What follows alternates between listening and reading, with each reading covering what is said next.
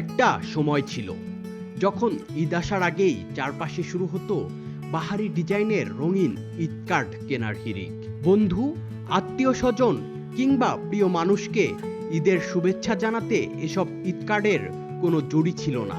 দূরের বন্ধুকে কেউ কেউ ডাকযোগেও পাঠাতো এসব কার্ড, কেউ বা আবার লুকিয়ে রেখে দিত বন্ধুর বইয়ের ভেতর। ৮০ থেকে ৯০-র দশকে যাদের বেড়ে ওঠা, তাদের জীবনের সঙ্গে ঈদ কার্ড যেন ওতপ্রোতভাবে জড়িয়ে আছে। কিন্তু সময়ের সঙ্গে সঙ্গে ডিজিটাল শুভেচ্ছা আর সোশ্যাল মিডিয়ার ভিড়ে প্রায় হারিয়ে যেতে বসেছে সেই ঐতিহ্য।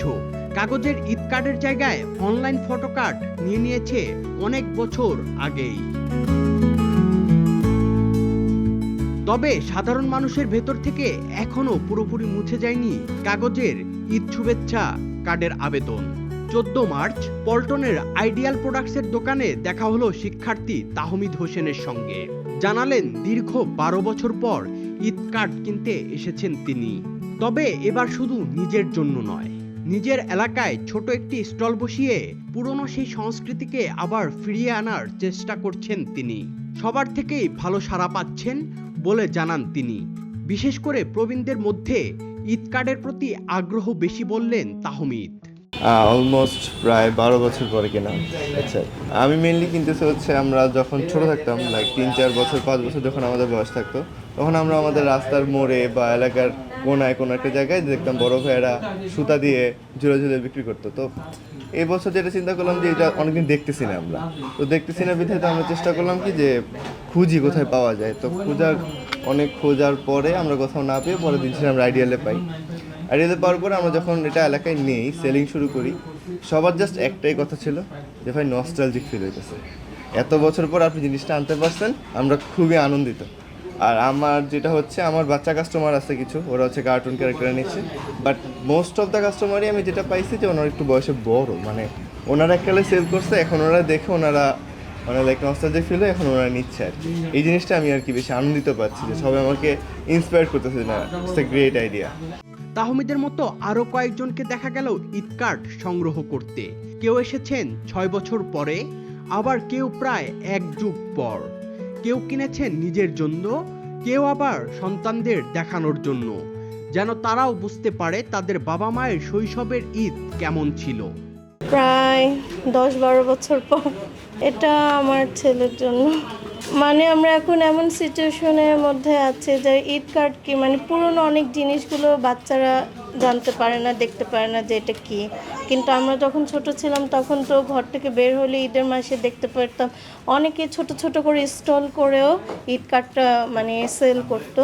তখন আমরা তো ছোট থাকতে তখন কিনতাম, দিতাম, যে একটা ঈদ কার্ড পেয়েছে, আনন্দ, জিনিসটা কি এটা বোঝানোর জন্য। আমি আসলে জানতাম না যে ঈদ কার্ডগুলো এখনো বিক্রি হয়। আজকে ঘুরতে ঘুরতে আসলাম। এটা আছে, ফ্রেন্ড আছে, বোনরা আছে, ছোট ভাই আছে, বোন আছে, ওদেরকে দেওয়ার জন্য। অন্য একটা কারণে এসে ঈদ কার্ড দেখতেছি এবং আমার ছেলের কিছু রিকোয়ারমেন্ট ছিল ঈদ কার্ডে। এটা অ্যাকচুয়ালি লাস্ট দিয়েছিলাম একটা অফিসিয়াল ইয়েতে দিয়েছিলাম, তাও 2007-8 সালে ঈদ কার্ড পোস্ট করেছিলাম অনেকটা, এরপর আর করা হয়। স্মৃতি বলতে ওইটাই, ছোটোবেলা আমরা যখন আমাদের আত্মীয় স্বজনকে, যখন মোবাইল ছিল না, কোনো টেলিফোনের ওইভাবে ইয়ে ছিল না, লন্ডন আমেরিকায় যারা ছিল, আমরা তখন ঈদ কার্ডই পোস্ট করতাম। বিক্রেতারা বলছেন একসময় ঈদের আগে ঈদ কার্ডের বিক্রি অনেক বেশি ছিল।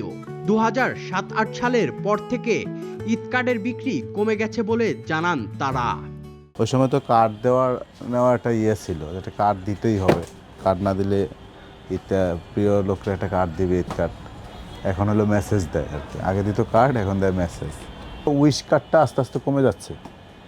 যেমন শুধু ঈদ না, ঈদ, নববর্ষ, বার্থডে, ভ্যালেন্টাইন্স ডে, ঠিক আছে, সবগুলো অকেশনে যে পরিমাণ আগে কার্ড চলতো, সব অকেশনের কার্ডই এখন আস্তে আস্তে কমে যাচ্ছে। এটা হচ্ছে এখন মেসেজে চলে যাচ্ছে। ম্যাক্সিমাম মানুষ আগে কার্ড দিতে, এখন মেসেজ দেয়। 5-6 পর্যন্ত চলছে মোটামুটি ঈদ কার্ড ভালো পরিমাণে।